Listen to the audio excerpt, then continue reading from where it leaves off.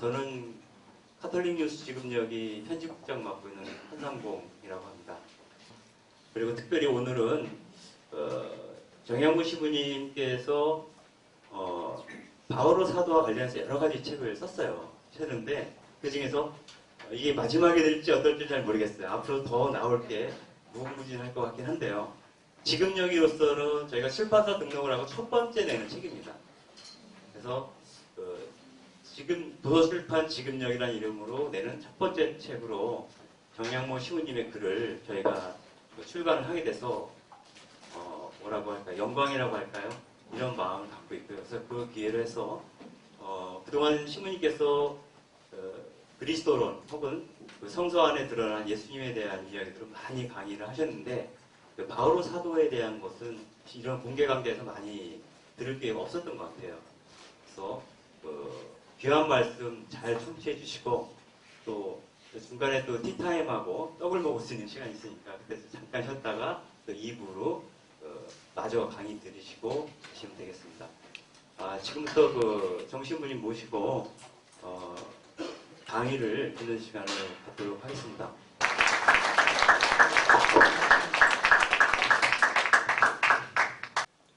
이제 이 로마서 풀이에 참 특별한 그림이 보입니다.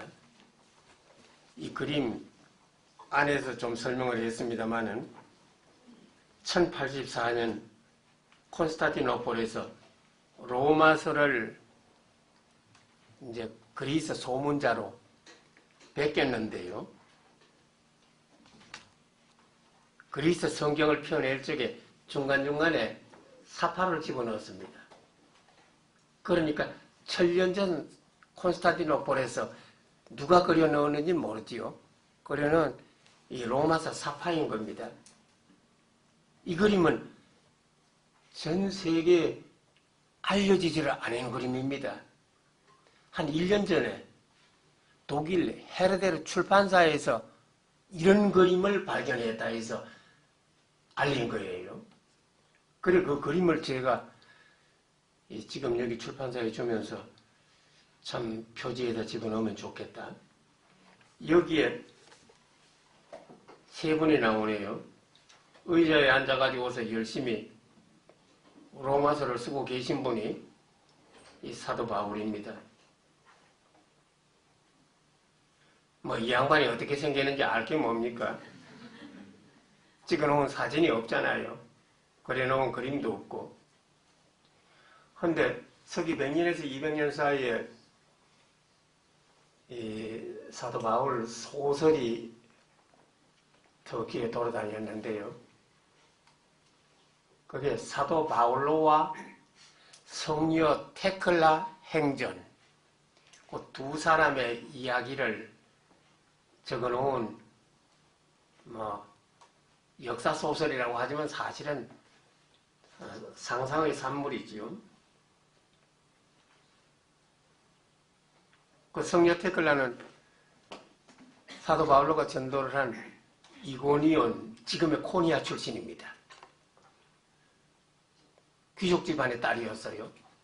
준수한 청년하고 약혼을 해서 이제 곧 결혼할 계제였는데 사도 바울이 코니아 동네에 와서 설교하는 걸 듣고 결혼을 포기하고 나는 바울로를 따라다니면서 전도의 일생을 바치겠다.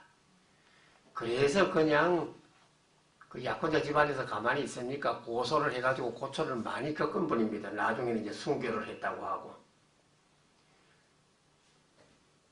역사적인 실화가 아닙니다. 완전 허구예요.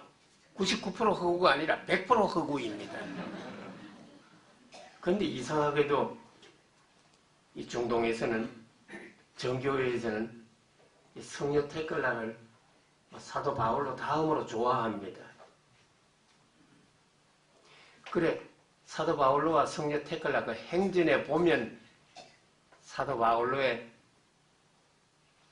그 모습을 상세하게 적어 놓았어요.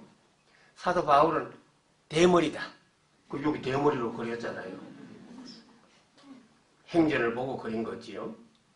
그리고 매부리 코였다. 요 코가 안쪽으로 이렇게 구부러졌잖아요. 유태인들이 흔히 그렇습니다만은. 그리고 그 사도 바울로와 성녀 테클라 행전에서는 안짱다리였다. 다리가 쭉 뻗지를 못하고 이거 굽었다. 양쪽이. 다리가 굽었는지는 표시가 여기 안 나옵니다. 옷을 걸쳤으니까요. 그래 사도 바울로가 로마서를 쓰고 있는데 그 글상 뒤에서 성녀 테클라가 내려다보고 있네요. 그리고 그 오른쪽에는 준수한 청년 디모테오라고 하는 분이 사도 바울로가 로마서 쓰는 것을 구경을 하고 있습니다. 이 디모테오는 터키 중부 리스트라라고 하는 동네 출신이었습니다. 그 리스트라에서 사도 바울로가 전도를 하다가서 이 청년을 눈여겨보고 제자로 이제 발탁을 한 거죠. 예, 제자가 이제 된 분입니다.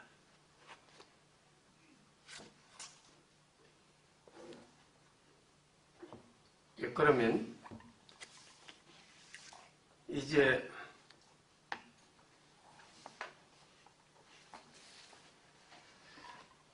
로마서 공부로 본격적으로 들어가야 되는데 우리 영문이 소위 로마서 영문 뭐 신약 성서, 신구약 합본 성서 종류가 여러 가지가 있잖아요.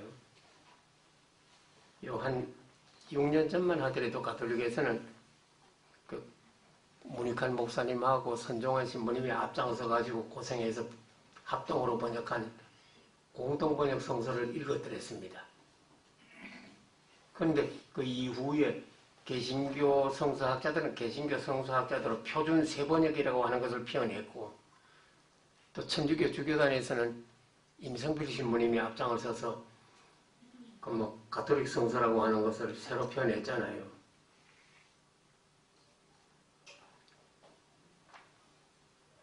그런데 그 공동 번역의 그 장점은 성서학자들이 번역하고 난 다음에 문인들이 여러 차례 다듬었기 때문에 읽기가 퍽 편하지요. 미끈한 게 장점입니다. 그리고 그전에는 가톨릭의 소위 그 성서 명칭이나 인명 지명이 따로 있었고 개신교의 성서 명칭, 인명 지명이 따로 있었습니다. 그런데 공동 번역에서는 양쪽에서 다 조금씩 양보를 해가지고 그 성서 명칭, 인명 지명을 통일을 했잖아요. 참 지금 가톨릭과 개신교의 그 합동 작업이 절실히 필요한데 주기도문조차도 지금 따로따로 번역을 해서 쓰기 때문에 함께 바칠 수가 없지 않습니까? 또 사도신경이라고 하는 거 이른바 뭐 가장 중요한 신조다 하는 것도 원문은 로마에서 작성한 라틴어지요. 똑같은데 이걸 또 따로따로 번역을 하다 보니까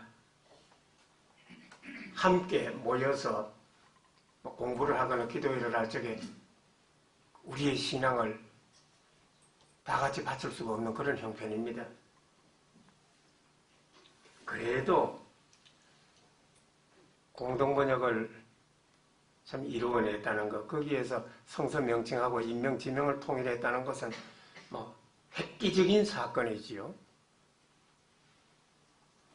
따지고 보면 양쪽에서 다 불만을 토로했습니다만은 하여튼 대단히 훌륭한 그 경사였습니다. 그래서 저는 이제 성경을 이렇게 번역하고 할 적에 개인적으로 불만스럽더라도 공동 번역의 인명 지명을 그대로 따랐습니다. 그리고 이제 성경 명칭도 그대로 따르고. 그런데 이젠 도로함이 타불이 된 거지요. 이 주교단에서 가톨릭 성서학자들을 모아가지고 새로 번역을 하더니 그냥 성경 명칭, 인명 지명 완전히 그냥 자기네 쪼대로 만들었어요. 이게 이제 더 원문에 가깝다 아마 그런 뜻인가. 출애굽기, 가톨릭 개신교에서 다 출애굽기로 쓰던 것을 탈출기 뭐 이런 식으로 이제 바꾸는 겁니다. 진보가 아니라 엄청난 퇴보인 거다. 다시는 개신교하고 이 성경의 인명지명 통일을 할 수가 없을 것이다. 아마 먼 훗날은 몰라도 우리가 살아있는 동안에는 이루지를 못할 것입니다. 제가 가톨릭 세번역에 대해서 입도 뻥끗 안 하다가 오늘 이제 욕을 하네요. 그러니까 뭐 거기에 관여한 성사학자들이 그런 식으로 했겠지요. 한 25명 주교님들은 그냥 끔뻑끔뻑 하면서 뭐가 뭔지도 모르고서 받아들인 게 아닌가. 얼마나 그 퇴행을 하는지 미처 생각을 못했을 것입니다. 자, 이제 저는 이 영문을 어떤 걸 따를까? 예, 한 15년 전인가 한국의 천주교 전례 200주년이 있었지 않습니까? 그때를 기해서 저하고 제 주변에 당시 소위 나이가 지긋한 가톨릭 성서학자들이 외란 분두출판사하고 손을 잡고서 200주년 신약성서라는 걸 만들었습니다. 저는 아무리 봐도 그게 제일 마음에 들어요. 내 새끼니까 그렇지요.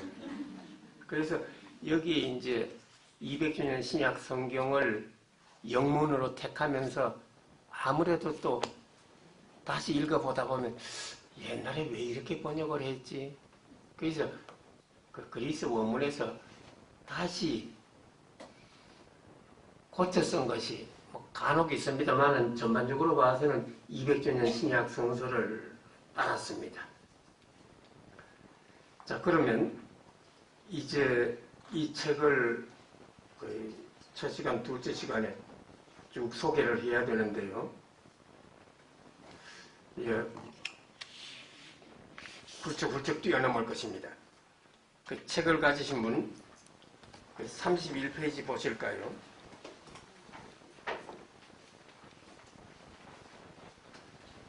로마서에 나오는 예수 존칭들. 첫째로 그리스도를 꼽았습니다. 그리스 원문에서는 크리스토스 하는 거지요. 이거는 히브리어 메시아를 의역을 한 겁니다. 메시아, 기름 부음을 받은 사람, 기름으로 발린 사람, 기름으로 발린 사람이 누구인가? 임금님, 대관식 때 뿔에다가 올리브 기름을 부어가지고서 머리에 줄줄줄줄 부으면 그것이 수염을 타고서 이렇게 쭉 내려오잖아요. 임금 대관식 때 기름을 부는 겁니다. 또 재관 대관식 때도 기름을 부었습니다. 예언자의 경우에는 기름을 부어서 예언자로 등극시키는 그런 사례는 없습니다만은 적어도 거의 소위 나라에서 공식적으로 기용을 한 재관 경우에는 그런 일이 있는가 몰라도 예언자는 하느님이 발탁하는 거지요. 사람이 발탁하기보다. 예언자의 효시가 엘리야고 그 다음에 엘리사고 실제로 기름을 붓질 않습니다만은 하느님에게서 기름 부음을 받은 사람이다. 그러니까 왕, 재관, 예언자가 메시아인 겁니다. 그런데 이 기름 부음을 받은 사람, 크리스가 기름이거든요. 크리스토스, 뜻상으로 의역을 한 거죠. 그리스 말로. 크리스토스, 부드럽게 우리말로는 그리스도. 아주 크리스토스에서 우리 뭐 기억도 있고 기억도 있고 하니까 근사치로 이렇게 번역을 잘했습니다. 일본 말이라는 것은 발성이라는 게 한 50가지밖에 없잖아요. 그리스도도 일본 말로 표기를 못합니다. 그러니까 기리수도, 아이고 기무치, 참 그걸 말이라고 쓰니까 뭐 그래 좋다는데 어떻게 하겠어요? 말릴 수도 없고. 근데 기름으로 발린 사람 그리스도스? 그러면 그리스 사람들이 그걸 들었을 적에 임금을 생각합니까? 재관을 생각합니까? 히브리 예언자를 생각합니까? 아니지요. 그리스에서 기름을 철철 몸에 바르는 사람은 따로 있습니다. 운동선수이죠. 4년마다 한 번씩 올림픽 경기장에서 범그리스 경기를 하고 2년마다 한 번씩 고린도 북쪽 이스미아에서 경기를 하고 또 델피 신전에서 정기적으로 경기를 할 적에 그리스에는 어디든지 대도시에 또 경기가 열리는 곳에 경기장이 있잖아요. 거기에 그리스 경기에 참석하는 모든 선수들을 발가벗고 합니다. 기름을 찰찰 바르고 반질반질하게 해놓고서 그 경기를 하는 거예요. 알몸 경기니까 여자들은 관람을 못하게 되어 있죠. 그런데 여성 친구들 가운데에서 호기심을 억제를 못해가지고 와서 남성 복장을 하고서 결국 관람을 하는 친구들이 들어있었던가 봐요. 그런 경우에 발각이 안 되면 천만다행이고 발각이 되면 예외 없이 사형입니다. 그러니까 그리스에서 그리스도스 할 적엔 이미 메시아라는 생각을 못하는 거예요. 그냥 운동선수 생각이 나오는 거지. 우리 경우에는 그리스도 그냥 음육이니까 이건 뭐 뜻을 새길 게 뭐가 있겠어요? 다만 다섯 같은 분은 성경만 하나님의 계시를 받아서 기록이 되었을 소냐? 세종대왕이 하나님의 영감을 받아가지고 한글을 창조했다. 한글 속에 심오한 뜻이 다 있는 거다. 하니까 그리스도 하면 적시 다섯 같으면 한자 한자 색입니다. 그리스도? 예수가 고유명사고 그리스도는 그러니까 메시아 일반 명사인데 어떻게 예수가 그리스도가 되었을까? 그 까닭이 있을 거 아니냐? 그리스도 그리워하다 동사하고 연관이 되는 거다. 예수님은 하나님을 너무너무 그리워해서 그리스도로 성격이 됐다. 말 됩니까? 그리고 하나님을 향해서 꼿꼿하게 서는 영성을 주장을 했거든요. 소위 직립영성.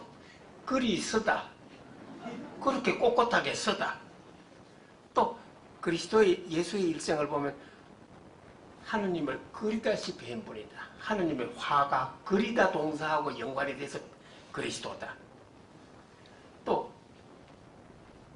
신약성서, 특별히 복음서 예수님에 대한 기록이 있죠. 그리 된다. 그리 서다. 그 신약성서, 특별히 내복음서는 그 되는 글이다. 그러니까 그리스도라는 나만 하나를 가지고서 이렇게 상상을 하고 저렇게 상상을 하고 그러니까 이거 국어 국문학상으로 맞는 이야기입니까? 100% 틀렸죠. 그렇지만 이 사람의 다섯의 예수 사랑은 절절하잖아요. 그리스도만 이러겠어요. 뭐 예수라는 이름이 나오면 이 세상에 나는 예수님이 제일 존경스럽다고 했는데 그 이름 안 새길 수가 없는 거지요. 그 예는 여기라는 말이다. 지금부터 한 50년 전만 하더라도 할아버지들이 예 섞어라 그럽니다. 여기 섞어라. 수는 재수, 기수, 능수. 소위 수는 능력입니다. 그러니까 예수, 예, 여기에 수, 능력, 구원 능력, 여기에 구원 능력이 있도다. 그래서 예수다. 예. 그런 식이에요. 그래. 사도 바울이 예수를 메시아 그리스도라고 한 거 창하는 것이 아닙니다. 그 전에 교회에서 물려받은 그 존칭이지요. 그 두 번째가 주님이네요. 주님. 이 유대계 그리스도 교회에서 이미 예수를 주님이라고 한 겁니다. 그거 고린도전서 16장에 보면 그리스도인들이 주일 미사에 모여가지고 마라나타 독한 명사인데 두 명사를 합쳤으니까 띄어쓰기를 해야 되겠지요. 어디에서 띄워서 해야 되느냐? 보통은 말한 왔다. 주님 오소서. 예수 재림을 재촉하는 그런 이제 환상입니다. 이 주님이라는 존칭을 유대계 그리스도인들이 처음 사용을 했고 이것을 이제 이방계 그리스도인들도 수용을 했다. 구약 성경에서는 하느님을 주님이라고 하는데 예수님을 주님이라고 하는 거 그러면 예수님을 하느님으로 추대했단 말인가? 요한계문헌에서는 요한복음 요한 1세에서는 예수님을 하느님으로까지 추대를 하지요. 하지만 사도 바울은 그렇게까지는 하지 않습니다. 하여튼 하느님은 아니고 기껏 지켜 세운다 하면 하느님에 준하는 분, 하느님 아빠를 깊이 깊이 깨닫고 맑게 전한 하느님의 거울이다, 하느님의 화신이다, 아마 그 정도로 생각하는 것이 아닌가. 세 번째 예수님에게 드린 존칭은 하느님의 아들입니다. 이 구약 성경에 보면 천사도 하느님의 아들, 이스라엘 백성도 집단적으로 하느님의 아들, 판관, 임금, 의인이 하느님의 아들입니다. 그런데 이스라엘이 집단적으로 또 이스라엘의 잘난 사람들이 개별적으로 하느님의 아들이다. 예수가 하느님의 아들이라 하면 그분들하고 동격인가? 아니지요. 적어도 그리스도인들이 볼 적에 예수는 기타 위인들하고 동격이 될 수가 없잖아요. 다른 사람들은 뭐라고 하든지 간에 그리스도인의 입장에서는 예수를 하느님 다음 지존으로 받을 수밖에 없는 거지요. 예수 전에 예수 없고 예수 후에 예수 없다. 그러니까 하느님의 아들은 아들인데 수식을 자꾸 붙여서 예수는 하느님과의 관계가 아주 독특하다. 공간복음서에서는 예수 누구신가? 하느님의 그냥 아들이 아니고 사랑하는 아들이다. 사도 바울로는 하느님의 친아들이다. 요한계문헌에서는 하느님의 외아들이다. 그렇게 이제 수식어를 자꾸 붙이는 거 한마디로 예수와 하느님의 관계는 독보적이라는 이야기입니다. 또 예수를 마지막 아담으로 봅니다. 천지 창조 때 인류 창조할 적에 옛날 아담이 있었고 또 예수는 새로운 아담이다. 천지 창조 때 태초의 그 아담이 인류에게 악영향을 미쳤다고 하면 이제 둘째 아담은 마지막 아담은 인류에게 구원의 혜택을 베풀었다. 자 그러면 제가 거의 조금 더 하고서 숨을 돌릴까 합니다. 예수 그리스도의 구원 개념들 대표적인 것 의화 개념이라고 하는 거지요. 참고로 여기에 대해서 총평만 소개를 할까 합니다. 38페이지에 보면 하나님의 의로움이 우리에게 나타났다. 하나님께서는 우리를 의롭게 하셨다. 그렇게 해서 우리는 의롭다고 인정을 받았다. 의롭게 되었다. 하는 아주 요즘 안 쓰는 표현들입니다. 이걸 개신교에서는 의인론, 뒤집어서 인의론, 칭의론이라고 합니다. 우리를 의인으로 하나님께서 인정을 해 주셨다는 거지요. 그에 비해서 가톨릭에서는 의화론, 중국 가톨릭에서는 성의론이라고 합니다. 참 의인론이 옳으냐 의화론이 옳으냐 지난 500년 동안 어지간히 참 가톨릭 개신교가 싸웠습니다. 어딘가 법원에 고소를 하더라도 한 5년 내에 재판이 결말이 나야지 500년간 싸운다는 게 이게 참 웃기잖아요. 뭐 특별히 개신교에서는 이걸 중요시해요. 38페이지 그 밑에서 넷째 줄 마르틴 루터는 칭의론을 이끌어서 교회 존망의 신조다. 칼뱅은 이 사람 프랑스 출신으로 나중에 이제 스위스 제네바에서 종생을 하신 분입니다. 하니까 칼빈이라고 발음을 해서는 안 되고 칼뱅으로 해줘야지요. 기독교 존속의 결정적인 구심점이다. 독일의 이름이 난 게즈만 교수님은 기독교 메시지의 심장이라고 그럽니다. 우리나라에서 이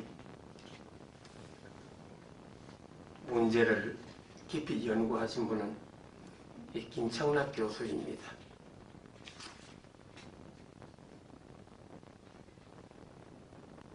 이렇게 이제 다투더니 우리 시대에 와가지고 철이 들었는가 이제 서로 이해를 하자는 쪽으로 건너갑니다.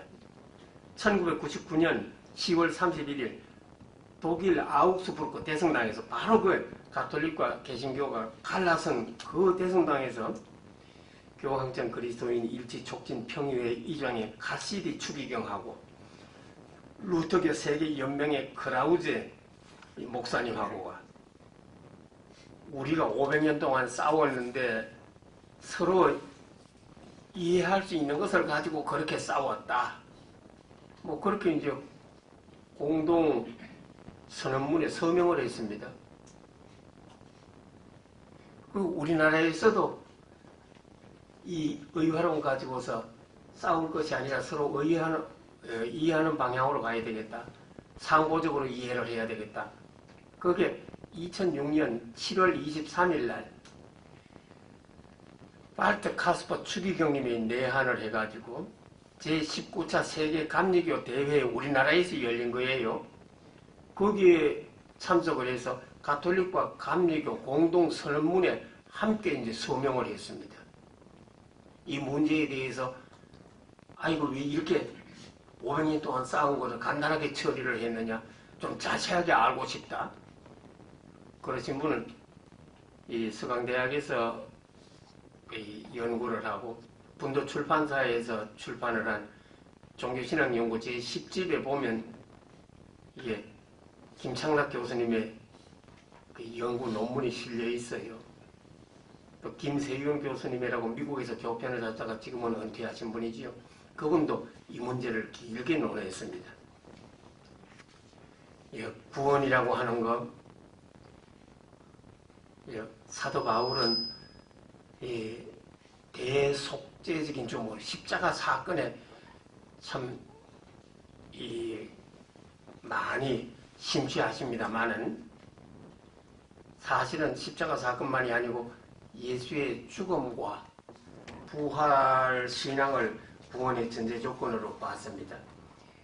사도행전에서는 예수의 삶과 죽음과 부활 3단계, 사도 바울의 경우에는 삶에 대해서는 별 말이 없고 예수의 죽음과 부활을 붙잡고 늘어졌습니다.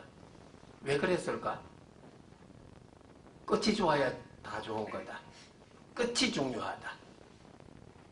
그래서 이제 예수의 죽음과 부활에 이렇게 심취했던 것이 아닌가? 하지만은 조금만 더 생각해서 보면 유종의 미라고 죽음과 부활이 실로 중요하지만은 죽음과 부활은 삶의 결과 아니냐? 죽음과 부활 전에 삶이 있지 않느냐? 그래 사도 바울로의 신조와 신앙이 고매하기는 하지만은 삶을 너무 소홀히 한 거다. 그래서 사도 바울을 보충하는 의미에서 네 복음서가 실어졌다고 보면 어떻겠습니까? 세 번째는 화해라고 하는 낱말입니다. 이 화해라고 하는 낱말은 명사 4번, 동사 6번, 사도 바울로 친서에만 나오는 거지요. 그러니까 이 양반이 이 그리스도교 신학계에 처음으로 이 낱말을 도입을 했다. 그렇게 보시면 되겠습니다. 또 45페이지에 보면 속량이라는 말이 있습니다. 속량, 성량을 하자면 이게 노예 시장의 말이에요. 우리나라에 소위 팔천이라고 해서 천민 8종류가 있었잖아요. 그러면 아주 마음씨 좋은 주인은 공짜로 그냥 너 면천 시켜줄게. 그럴 수도 있겠지만 대부분의 경우에는 돈을 상당히 갖다 바쳐야지 노예 신분을 면하고서 이제 양면을 만들어 주겠지요. 그 바치는 돈을 속전이라고 합니다만은 쉽게 말해서 몸값입니다. 몸값을 지불하면 노예가 양민이 되지 않습니까? 그거를 이제 송량이라고 합니다. 이 송량, 이 면천 행위는 옛날에는 굉장히 어려웠던 겁니다. 그런데 사람은 다 똑같다. 노예제도 그 자체가 걸려먹었다. 노예제도를 철폐하기 위해서 에이브러함 링컨은 목숨을 바쳤습니다. 우리나라에서는 1894년에 적어도 법적으로는 가보 경장 때 이 8천을 면해 주었잖아요. 속전 안 내더라도 이제 노예는 없는 거다. 그러니까 이거 노예제도, 노예시장에서 생긴 말이지요. 적어도 가보 경장 이후에 우리나라에 이런 것이 없으니까 불통하는 말 아니겠습니까? 안 쓰는 말입니다. 그런데 이 송량을 어쩌자고 구속이라고도 또 쓴단 말이에요. 구속이라고 하면 이게 가짜습니다. 해방을 시켜준다는 뜻 하나 있고 또 하나는 속박을 한다는 뜻 하나 있고 한자를 써놓지 아니하면 이 뜻인가 저 뜻인가. 그러니까 구속이라는 말은 아예 안 쓰는 것이 상책입니다. 이제 사도 바울로는 놀랍게도 자유라는 말을 곧잘 쓰네요. 자유, 53페이지 맨 위쪽에 조금만 말씀드리고서 이제 좀 쉬도록 하겠습니다.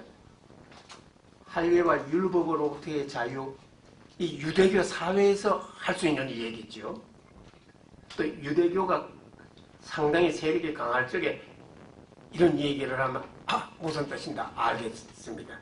그런데 우리나라에 지금 미군 부대에 어딘가에 거의 미국계 유태인 몇 명 복무를 하는가 몰라도 눈 뜨고 봐도 제가 평생 유태인을 한 사람도 한국계 유태인을 못 만났습니다.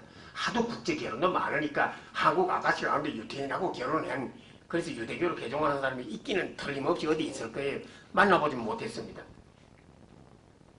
유대교, 할례, 율법으로부터의 자유 우리한테는 생경한 거지요. 그런데 나아가서 사도 바울로는 죄와 죽음으로부터의 자유라고 그럽니다. 그런데 참 죄에서 우린 자유로운가? 죽음에서 자유로운가? 큰 물음이 제기가 되겠지요. 이제 진짜 자유를 만끽한 사람 한 사람을 꼽으라 하면 저는 그리스의 그 작가 니코스 카잔자키스를 꼽겠습니다. 그 사람 왜 히라빈 조르바를 써서 그 유명하게 된 사람이지요. 전형적인 히라빈 남자를 하나 이렇게 만들어냈거든요. 그리고 마지막에 예수 최후의 유혹이라는 걸 써가지고 그만 전 세계 정교도들의 분노를 사서 정교회에서 제명 처분. 너 같은 것은 정교의 묘지에 거의 묻힐 수도 없어. 그래서 취소를 안 하고 독일 프라이부르크 대학병원에서 죽으면서 나 죽거든. 고향 땅 크레타 섬 히라클리온 제일 높은 언덕배기 지중해를 바라다 보이는 그 언덕배기 맨 꼭대기에다가 내 묘소를 써달라. 그거 정교회에서 들어줄 리가 있습니까? 근데 이제 원체 이제 정교회도 약해지고 세계적으로 명성을 누리니까 지금은 그 자리에 원하는 대로 묻혀 있어요. 묻혀 있는데 대리석에다가 이 양반 친필로 쓴 좌우명을 그리스어로 새겨놓았는데 짤막한 문장 석 줄입니다. 대단하지요. 이 사람처럼 이렇게 자유롭게 산 사람이 있을까? 53페이지 맨 위에다 적어놨네요. 나는 바라는 게 없다. 나는 두려운 게 없다. 고로 나는 자유롭다. 예, 그 다음에 이게 속죄판이라고 하는 것이 있습니다. 그 예루살렘 성전에는 계약함이 있었다. 계약함을 황금판으로 덮었다. 그 황금판이 속죄판이다. 1년에 딱 한 차례 속죄의 날에 그 대제관이 황소를 잡아가지고 황소피를 받아서 그 황금판에다가 뿌리는 겁니다. 벌겋게. 이거는 1년 동안 대제관 자신하고 이스라엘 제관들이 범한 죄를 속죄하는 그런 이제 행사입니다. 이어서 염소 한 마리를 잡아가지고서 염소인가 양인가 그 피를 또 속죄판에 뿌려요. 그건 1년 동안 이스라엘 백성이 범한 죄를 용서해 주십사 간청하는 그런 행사입니다. 예수님은 속죄판이다. 그 속죄판에 뿌린 피 공덕으로 우리는 구원을 받았다. 대속죄 사상이지요. 한데 그 속죄판 설명하는데 제가 한참 걸렸잖아요. 또 히브리서 9장 22절에도 있습니다만은 그렇게 이제 짐승을 잡아가지고 피를 뿌려야만 죄 사함이 이루어지는 거다. 그래 아주 그만 피 흘림과 사죄 공식이 있어요. 피 흘림이 없이는 죄 사함이 이루어지지 않는다. 히브리서 9장 22절입니다. 이런 사상 같은 거 사도 바울은 뭐 분명히 강조를 하는데 참 우리 경우에는 별로잖아요. 로마서 1장부터 3장 거의 끝부분까지요. 유대인들의 죄악상, 이방인들의 죄악상 합쳐서 온 인류의 죄악상을 상세히 서술을 합니다. 거기에 보면 인류의 참상이죠. 새까매요. 이제 이걸 결론적으로 이제 인간은 누구나 죄인이다 하는 그 통합하는 그 말씀을 하신 곳이 로마서 3장 9절부터 20절입니다. 124페이지 보실까요?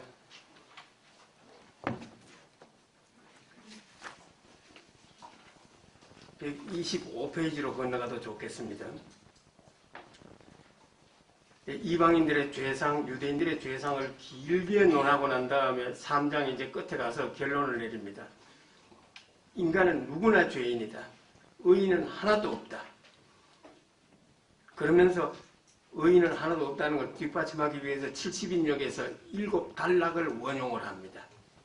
의인은 하나도 없다는 표현을 무려 6번에 걸쳐서 이제 씁니다. 여기에 대해서 이제 우리가 어떻게 성찰을 해야 되겠는가? 128페이지. 드물고는 하지만은 아주 거룩한 분이 있겠지요. 국회 청문회를 무난히 통과할 사람이 이제 드물기는 하지만 이제 들어있을 것입니다. 그런데도 사도 바울은 일률적으로 이제 단죄를 해요. 아주 절망적인 상태인데 희망의 서광이 비추어 온다. 예수님을 통해서. 예수님의 십자가 사건과 부활 사건을 통해서 이제 희망에 비치는 거다. 희망을 이야기하기 전에 절망적인 상태를 이야기하다 보니까 그렇게 새까맣게 표현을 한 거지요. 성인들 말고서도 요즘은 좀 덜합니다만 옛날에는 반타작 어려서 죽는 영아들이 얼마나 많았어요. 영아들이 무슨 죄입니까? 거기에 대해서는 따로 생각을 안 하는 거지요.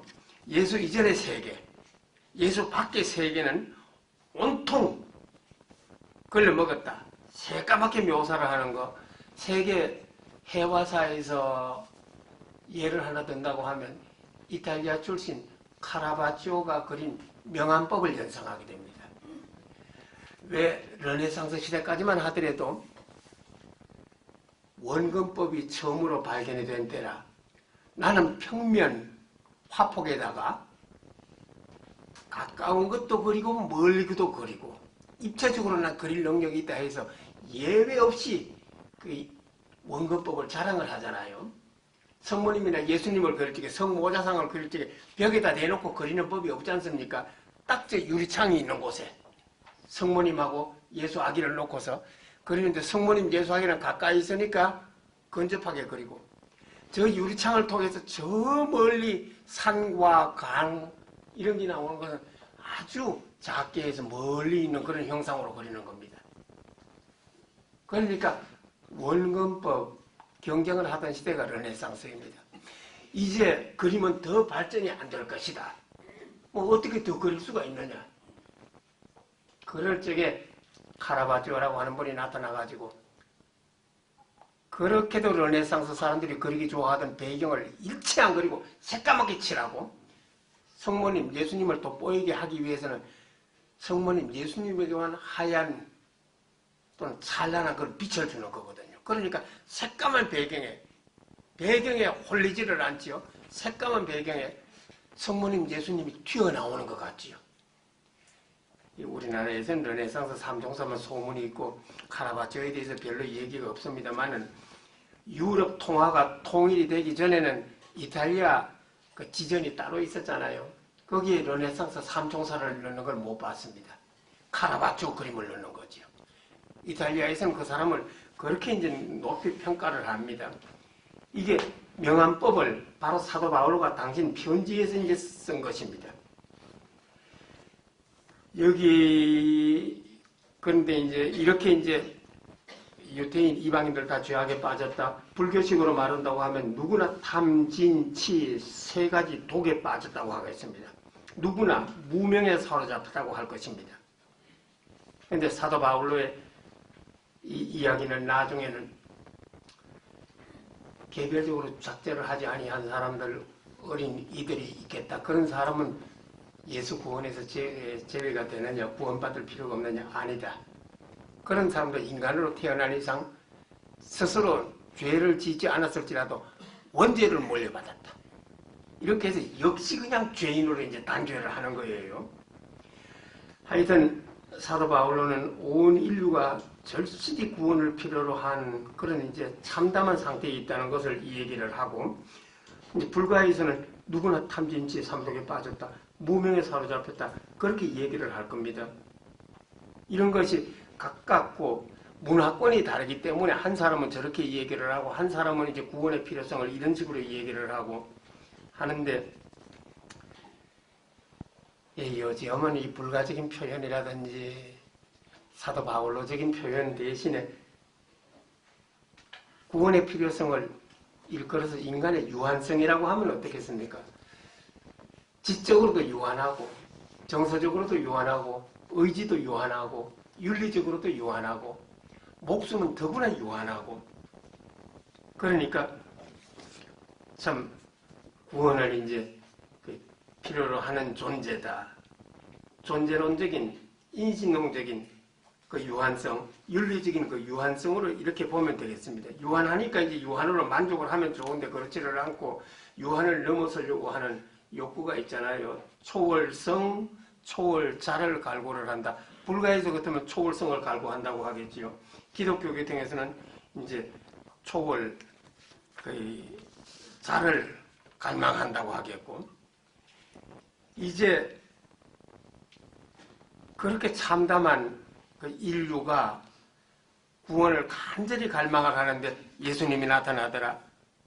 예수님이 나타나서 대속죄적인 죽음으로 이제 우리를 구원을 하셨다. 그렇게 이 얘기를 합니다. 인류는 예수님의 구원 혜택을 받자면 그분에게 일신을 의탁할 수밖에 없는 거다. 그 의탁을 하는데 그 대표자가요, 그 의탁을 한 대표자 신앙인의 귀감이 아브라함이다. 156페이지 한번 보시지요.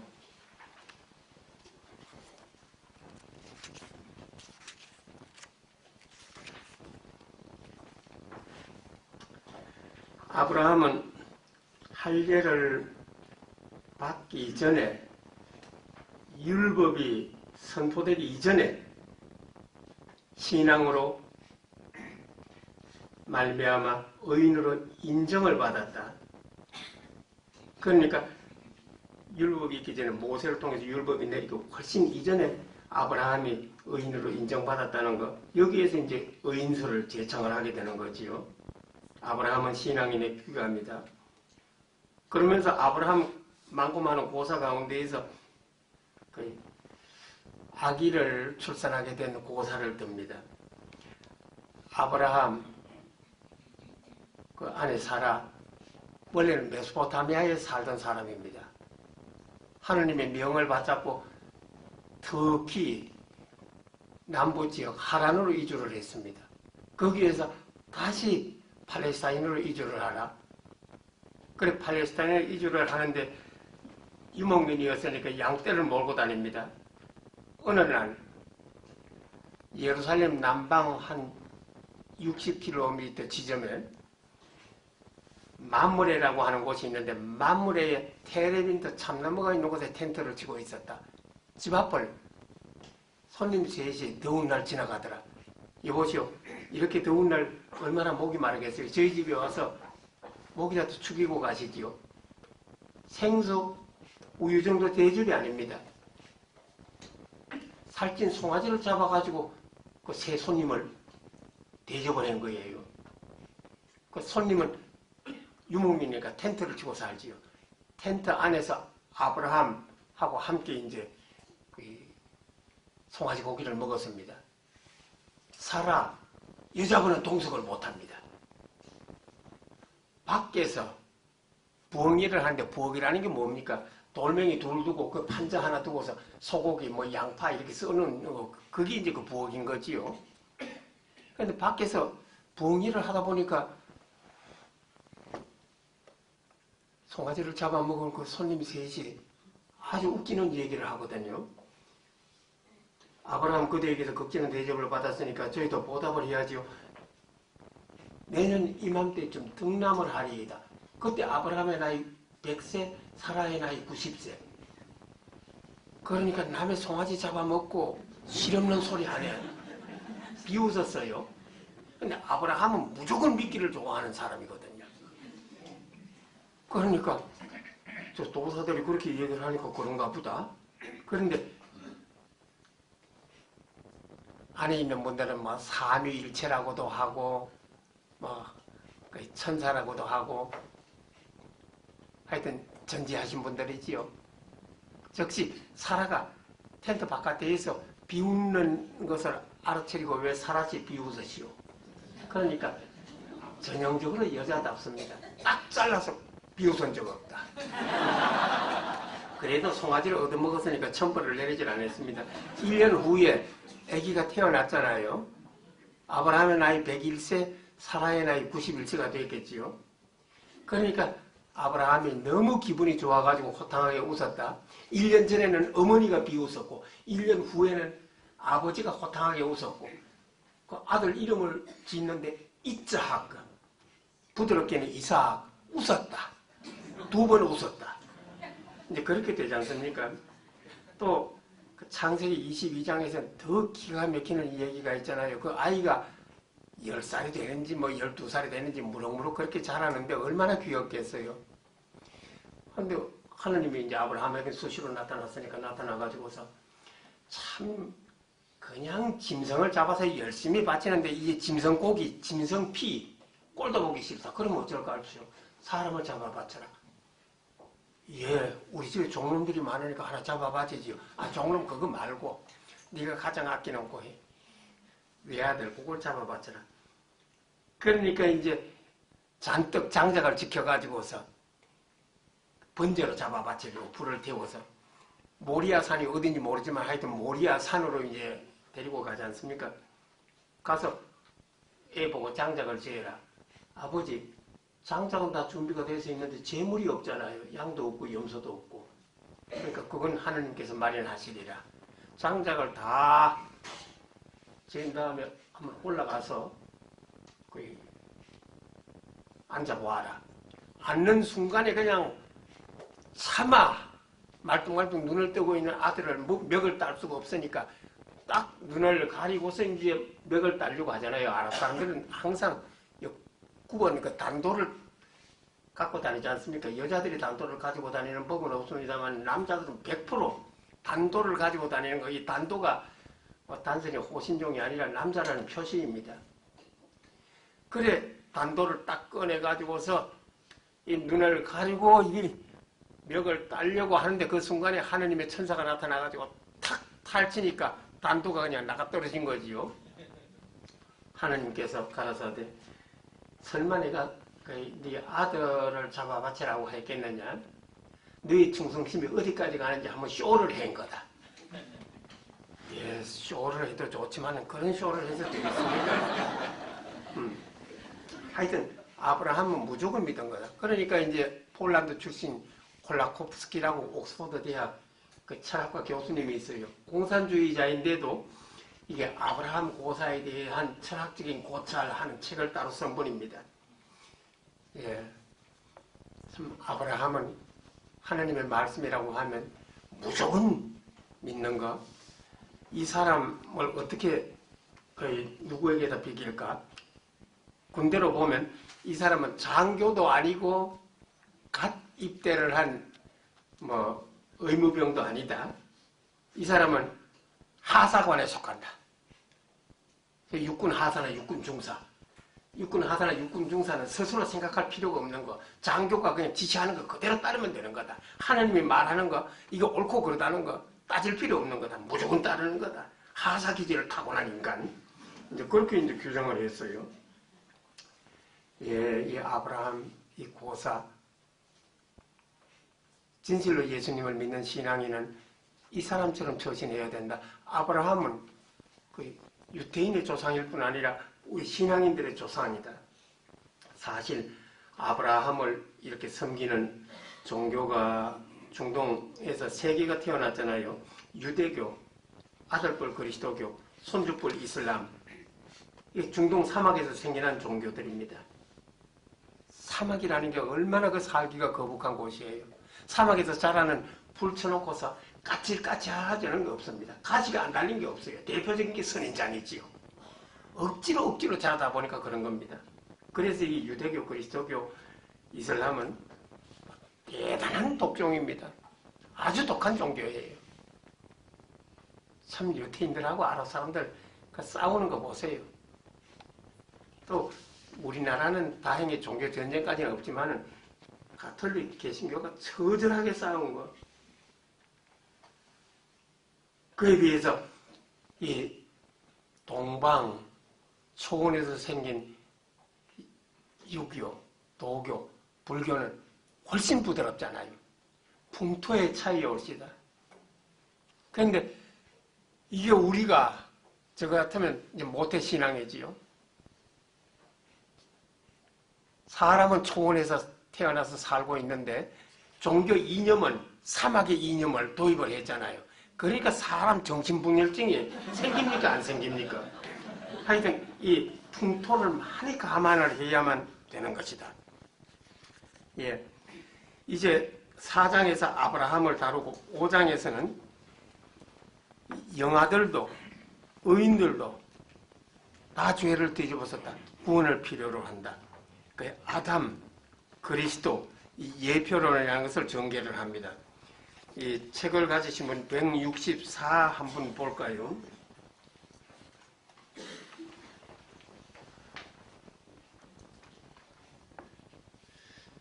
그 인류의 첫 조상 아담이 잘못했으니까 그 악영향이 온 인류에게 미친다는 겁니다.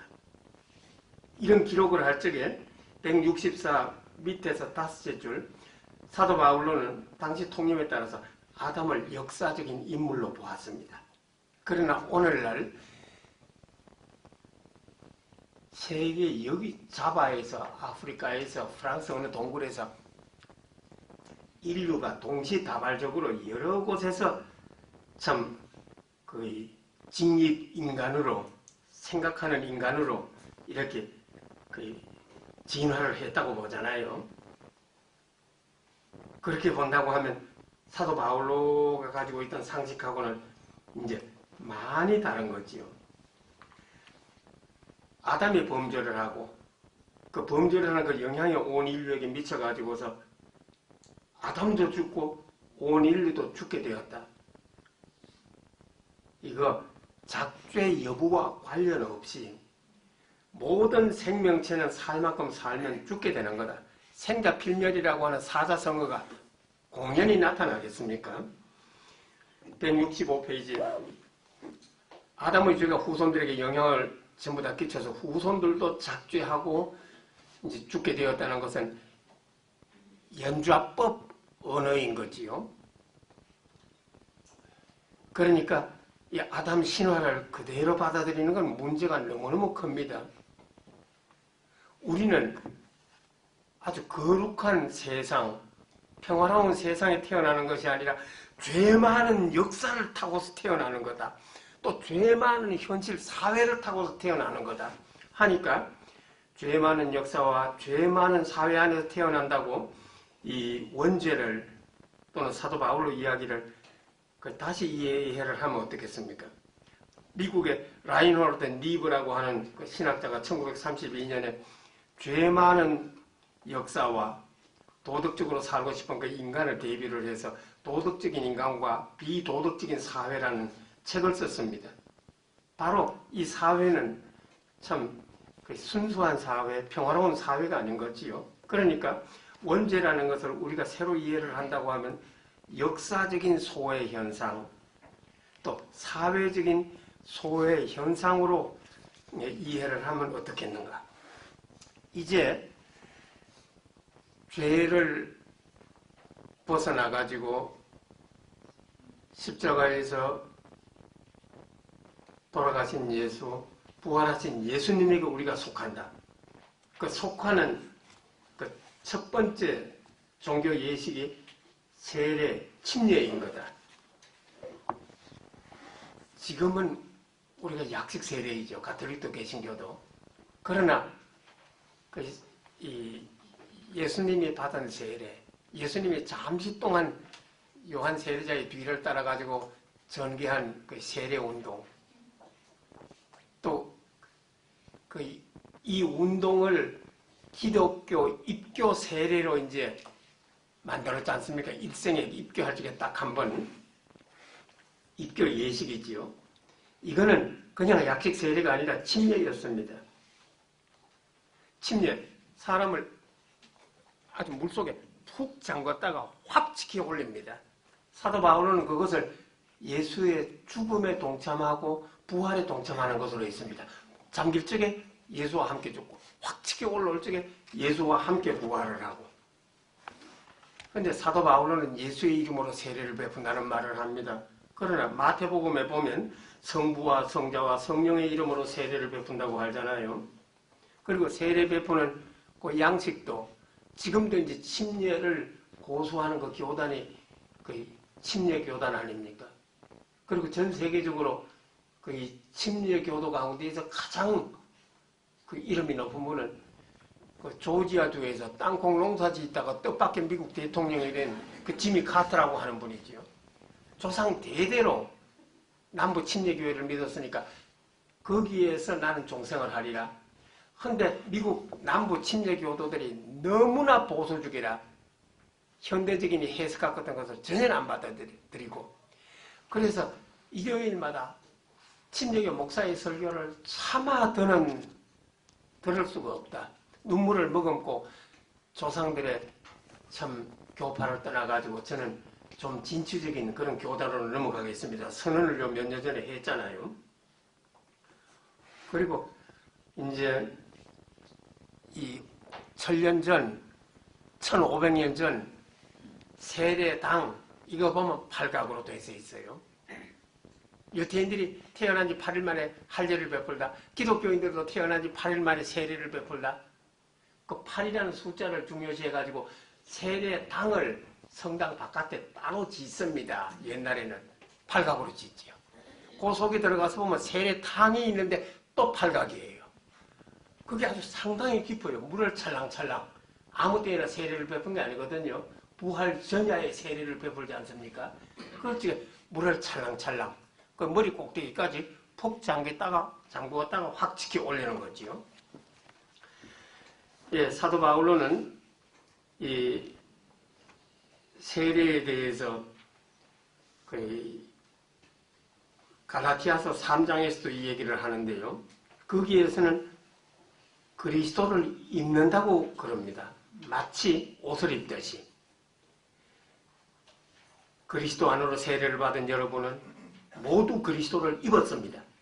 이제 유대인도 그리스도인도 없고 종도 자유인도 없으며 남자도 여자도 없습니다. 여러분은 모두 그리스도 예수 안에서 하나이기 때문입니다. 예. 유대인, 그리스도인 차별이 없다. 인종차별 철폐. 종, 자유인, 신분차별 철폐. 남자도 없고 여자도 없다. 남녀차별 철폐. 이 가운데에서 이 천주교의 경우를 보세요. 인종차별 없지요. 이 관광지 같은 데 가면 온갖 그냥 백인, 흑인, 뭐 황인종, 잡종들이 다 인종차별 없이 옵니다. 신분차별. 230년 전에 천주교가 한국에 들어올 적에 우리 사회에 좀 가장 충격적인 것은 양반하고 쌍놈하고 동석을 한다는 거였거든요. 식사를 같이 하는 거, 미사천례 같이 하는 거. 신분차별 철폐, 아주 충격적인 사건이었습니다. 그런데 이 천주교에 남녀차별 없는가? 예. 주교 사제는 고사하고 부제품도 허용을 하질 않지 않습니까? 우리나라 개신교 6개 종단에서는 한참 전부터 그 여자들이 목사 안수를 허용을 하고 또 성공회대학 제 제자들 가운데에도 여자 신부님들이 몇 분이 배출이 되어 있는데요. 근데 우리 천주교의 경우에는 싹수가 노래요.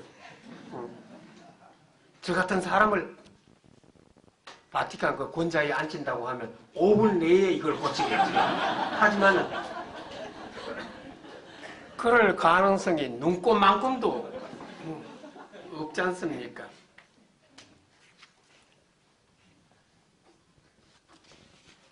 예, 이제 성령에 대해서 조금 살펴볼까요? 182페이지 이제 보세요.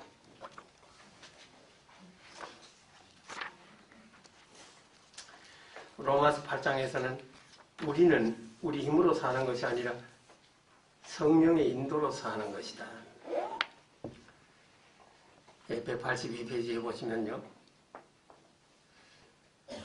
그리스도교 역사상 맨 첫 번째 공회가 니케아 공회에 예수는 하느님이다 하는 교리를 선포한 것입니다. 381년에 콘스탄티노폴 제1차 공회에서 성령도 하느님이다. 성부는 본래부터 하느님이고 325년에 예수도 하느님, 381년에 성령도 하느님 해서 삼위일체 교리가 이제 확정이 된 겁니다.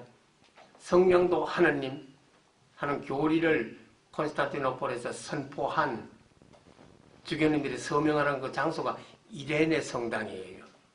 이레네 성당이 지금도 남아있거든요. 거기에 가면 가장 유명한 궁전이 톱카프 궁전, 콘스탄티노폴 그 언덕배기 위에 있는 거. 톱카프 궁전 앞은 나무가 좀 있어서 그늘이 좋은 그 산책하기 아주 알맞은 그런 정원이고 톱카프 궁전 맞은편 빨간 벽돌집이 이연의 성당입니다.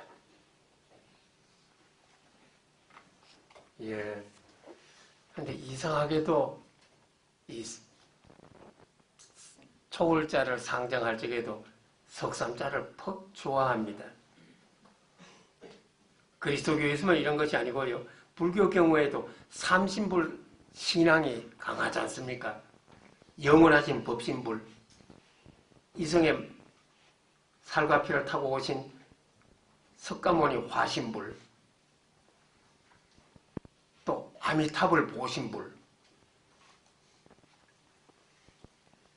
또 힌두교에서도 보면 삼신사상입니다. 창조신 브라마, 세상을 유지하는 신 비슈누, 파괴를 하는 신 시바, 또 우리나라의 이 일제시대에 만주에서 성행을 한 우리나라 자생 종교예요. 대종교에서도 보면 환인, 환웅, 환금을 삼신으로 모십니다. 환인은 조화주다, 창조신이지요. 환웅은 교화주다, 계시를 내리는 신. 환금은 치화주, 우리 계례를 다스리는 신. 그러니까 왜 그런지 이게 노래를 할 적에도 삼세판, 술을 마실 적에도 삼석잔, 삼을 왜 이렇게 좋아하는가?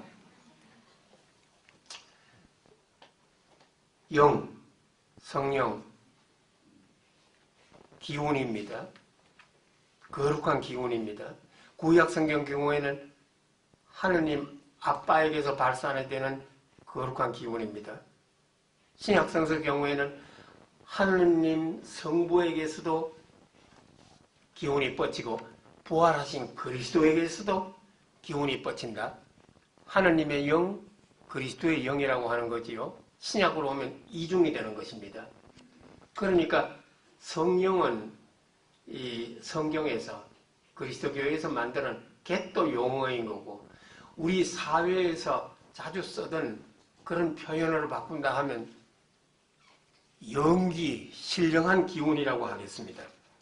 그 신령한 기운인데, 이 신령한 기운을 381년 제1차 콘스탄티노플 공유에 거기에서 거의 신격화한 거지요. 역사적으로는 이제 그렇다 이 말입니다. 이제 로마서 9장 11장에서는 이스라엘의 구원을 다룹니다. 이스라엘의 구원, 여기에 대해서는 210페이지로 한번 건너가서 볼까요? 제가 종합을 해놓은 것이 그렇습니다. 사도 바울로는 이방인들에게 전도를 하면서 동족 가운데에서 예수 믿는 사람이 거의 없는 것에 대해서 굉장히 마음 아파했습니다. 동족이 예수님을 믿을 수만 있다 하면 나는 저주를 받아도 좋다. 그러나 하느님이 간택을 한 선민인데 언제까지 버려줄 소냐? 언젠가는 이제 이방인들이 대거 그리스도교로 들어오고 난 다음에 셈이 나서라도 유대인들도 이제 들어올 것이다. 그대로 됐는가? 사도 바울로는 몇십 년 안에는 유대인들도 대거 기독교인이 될 줄로 착각을 한 거지요. 하니까 바울로의 기대는 입장춘몽입니다. 희망사항입니다. 그러니까 유대인이 자기 당대인 아니더라도 몇십 년 안에 대거 예수님을 신봉하리라. 또 부활하신 예수님 하늘나라에 계시다가 당신이 살아있는 동안에 재림하시리라. 그것이 전부 실현이 안 된 희망사항이라 그거지요. 예. 지금 전 세계 유대인들이 한 1200만 됩니다. 미국에 600만 제일 많습니다. 이스라엘, 팔레스타인에 살던 아랍 사람들을 500만을 내쫓고 그 대신 500만 유대인이 지금 그 사람들 집을 차지하고 있지 않습니까? 그 사람들 가운데에서 천주교 신자가 있기는 있어요. 제가 1969년에 거기에서 한참 살 적에 조사를 해서 보니까 천주교 신자가 한 1000명, 유대인으로서 개종을 해서 천주교 신학을 받고 사제서범을 얻은 유대인 신부님이 5명, 저하고 아주 친했던 분은 한 분이고, 신도 숫자가 얼마가 되는가 하니까 한 1000명 된다고 그럽니다. 부활절이 되면 이스라엘 각지에 살던 유대인 천주교 신자들이 예루살렘 성모 성천 성당에 모여가지고 그 부활절 예절을 2시간 동안 같이 해요. 거기에는 보니까 뭐 1000명이 뭡니까? 한 100명 정도 왔대요. 그러니까 전 세계 유대인들 1200만 가운데에서 글쎄요, 뭐 성당 나온 사람이 한 2000명 될까? 그리고 개신교 신자는 없느냐? 예루살렘에서 베들레헴 가는 거 없고 거리가 20리인데 그 중간에 목사님은 안 계시고 장로님이 계시는데 한 200명 주일 예배에 나온다. 그 정도로 들었습니다. 근데 지금 예루살렘에는 한국 사람이 500명이 있는가 700명이 있는가 모르겠어요. 하여튼 예루살렘에서는 신부님들, 목사님들도 뭐 거주 신청만 하면 곧잘 받아주니까요. 하면 목사님들이 한 100명 이상 계신다고 들었습니다. 저쪽 콘스탄티노폴에, 이스탄불에 우리 한국 교민이 한 5년 전에는 400명이었는데 그때 목사님이 한 100명이 됐으니까요. 그러니까 우리나라의 그 개신교 교단이 한 200개가 되잖아요. 각 교단에서 목사님 가족 생활비를 대해서 전부 이제 파견을 하니까 그렇게 되는 거지요. 예. 그거 이슬람을 상대로 전도를 해서 몇 명이나 참 개종을 시켰는가? 거의 없다고 보면 맞아요. 거의 불가능한 상태인 거지요. 유대인들은 무신론자가 되는 것은 괜찮아요. 그러나 성당이나 예배당에 다녔다고 하면 헌법에는 없지만은 딱 짜다시피 하고서 못 살게 구는 거지요. 공무원이라든지 군에 복무를 한다고 하면 그 면직, 불명예 제대로 시킬 겁니다. 학교 같은 데 취직을 할 수가 없어요. 하니까 작은 식당을 하든지 작은 슈퍼를 할 수밖에 없는데 저 작은 식당을 한다, 슈퍼를 한다는 게 알려지면 딱 짜고서 그 집에는 안 가는 거죠. 그러니까 생활 자체가 이제 불가능한 상태예요.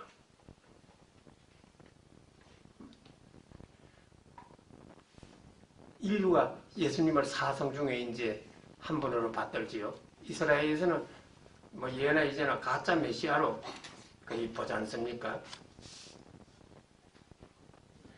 예, 이제 이스라엘의 구원에 대해서 사도 바울로가 얘기한 것은 그야말로 희망사항이지 먼 몇천 년 후는 몰라도 막 싹수가 놀았습니다. 전혀 가능성이 없어요. 이제 사도 바울로가 이 로마서에서도 그렇고 다른 데에서도 정치 얘기를 좀처럼 안 하는데 모처럼 정치 얘기를 로마서 13장에서 한번 합니다. 한번 하는 얘기, 이 공권력에 대한 이야기 218페이지 보겠습니다.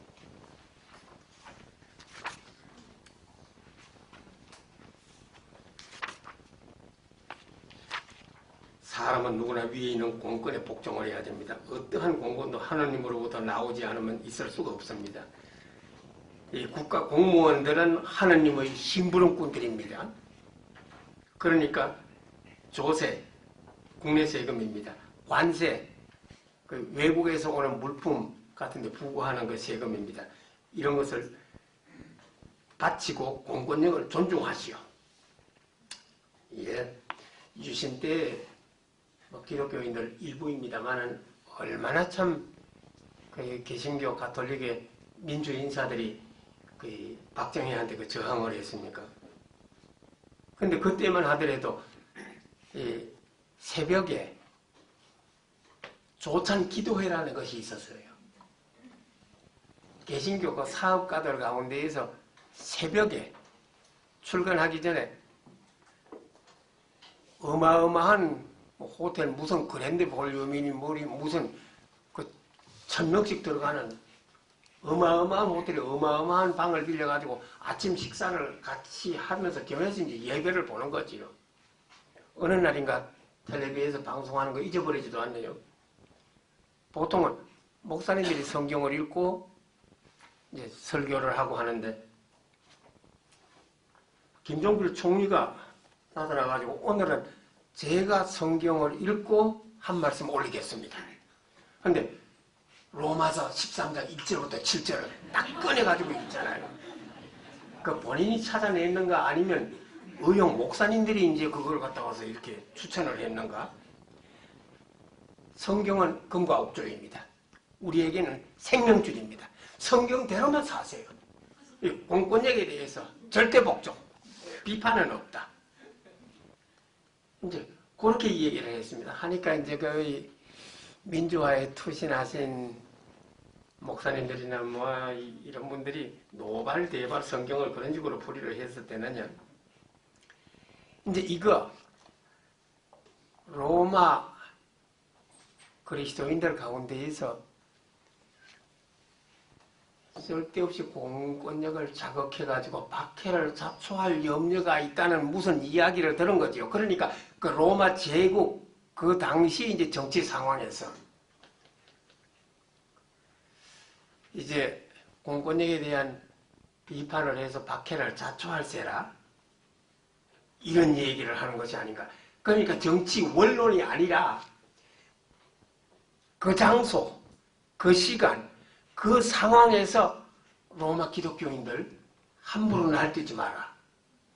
박해를 자초할 필요가 없는 거다. 사실 바로 사도 바울로가 서기 58년경에 이 로마서를 쓰기 불과 한 10년 전에 로마 기독교인들이 이 정치에 대해서 왈가왈부하다가서 서기 49년에 클라디우스 황제가 기독교인들을 내쫓았거든요. 사도 바울로가 터키하고 그리스 고린토에서 전도할 적에 로마에서 쫓겨온 아퀴라, 브리스킬라 그 부부를 만나가지고 그분들이 천막자는 작업을 했기 때문에 함께 일하면서 생활비, 전도비를 조달을 했지 않습니까? 그래 서기 49년 이때 기독교인들이 쫓겨난 경력이 있는 겁니다. 그러다가 황제가 5년 후에 죽었습니다. 서기 54년에 황제가 죽고 난 다음에 사도 바울로 주변으로 피신을 했던 기독교인들도 다시 로마로 귀환을 했거든요.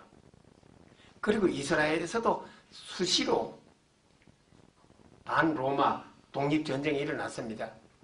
가장 중요한 것이 1차, 2차 독립전쟁이죠. 1차 독립전쟁은 서기 66년에서 서기 70년까지.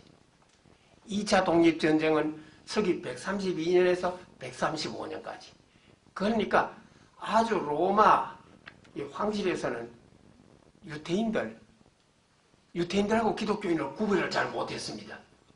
유태인들하고 기독교인들이 어딘가 정치적으로 들고 일어날까봐 그 알레르기 반응을 보이던 때입니다. 그때에 이제 그런 상황에서 그 사도 바울로가 자제를 이제 부탁을 한 거지요. 이것을 사도 바울로의 정치관이다. 무슨 그 양반이 정치 신학이 따로 있는 것처럼 그렇게 해서는 이제 안 된다는 이 얘기지요. 이제 사도 바울로의 그 신앙관을 종합을 할 차례입니다. 앞에 있는 글이 너무 꼬치꼬치 따지는 거기 때문에 사도 바울로의 생애와 사상을 뒤에 압축을 해놨습니다. 앞에 있는 것이 논문식이라 읽기 거북하세요. 수필식으로 제가 조금 뒤에다 맨 뒷장에다가 써놨어요. 그 뒷장에서 사도 바울로의 사상을 요약을 하는데 이런 식으로 요약을 했습니다. 7개 친서를 쓸 때마다 그 발신인, 수신인을 명시를 하죠. 나 바울로가 로마에 있는 교우들에게 인사합니다. 그리고 축원을 해줍니다. 하느님 우리 아버지와 주 예수 그리스도로부터 은총과 평화가 여러분에게 내리기를 비나이다. 예외 없어요. 7편지에서 항상 똑같은 낱말로 축원을 하는 겁니다. 아주 사도 바울로 입에 밴 거예요. 이제 하나님 아버지가 축복해 주기를 빈다. 아버지, 아버님, 춘부장님 점잖게 부른 분이 아니지요. 예수님을 본받아가지고 하나님을 아빠라고 불렀습니다. 사도 바울로가 기도할 적에 보면 갈라티아서 4장, 로마서 8장에서 아빠 그렇게 부르잖아요. 어린 아가 말입니다. 소아어입니다. 아가가 어른이 돼서 아빠라고 부르는 수가 있는데 그때에는 아주 아빠와 어린이의 관계가 돈독한 거지요. 하느님은 아빠고 우리는 그 품에 안겨서 사는 아가다. 하느님과 우리의 관계는 다석 선생님이 말한 대로 부자 유친이다. 부자 유친이라도 보통 정다운 부자 유진이 아닌 거다. 그리고 예수님에게는 간투를 둘을 붙였습니다. 주 예수 그리스도. 예수는 하느님의 화신 주님이시고 메시아 그리스도시다. 그러니까 하느님 아빠 주 예수 그리스도와 인연을 맺는 게 그게 구원인 거지요. 이 불가의 연기론을 연상을 하게 되는 겁니다. 하느님 아빠와 주 예수 그리스도로부터 은총과 평화가 내리기를 빈다. 예, 평화는 2000년 전이나 지금이나 중동 사람들 누구나 인사할 적에 쓰는 낱말입니다. 다른 인사 낱말은 거의 없어요. 그냥 유태인들은 만나면 샬롬, 헤어질 적에도 샬롬, 자러 갈 적에도 샬롬, 아침에 일어나서 샬롬. 그 핏줄로도 그렇지만 언어상으로도 히브리어하고 아랍어가 이웃 사촌이잖아요. 같은 낱말이 아주 많아요. 유태인들은 샬롬, 아랍 사람들은 살람, 앗살람.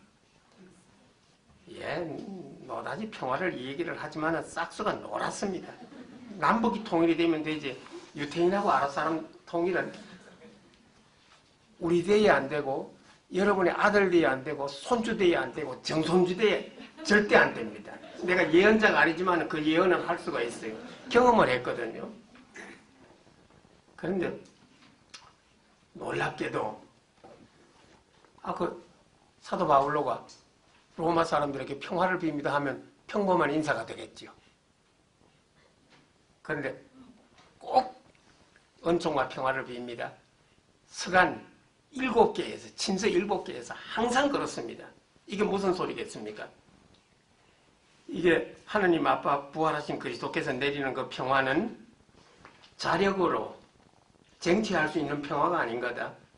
은총으로 주어지는 거다. 그러니까 은혜다. 은혜로운 평화인 거다. 여기 평화는 전쟁이 없는 그 정도로 생각할 것이 아닙니다. 안심 인명이라고 하겠지요. 유식하게 철학적인 표현을 모처럼 한 번 쓴다고 하면 존재론적인 안정이라고 하겠습니다. 예. 이렇게 이제 마치지요.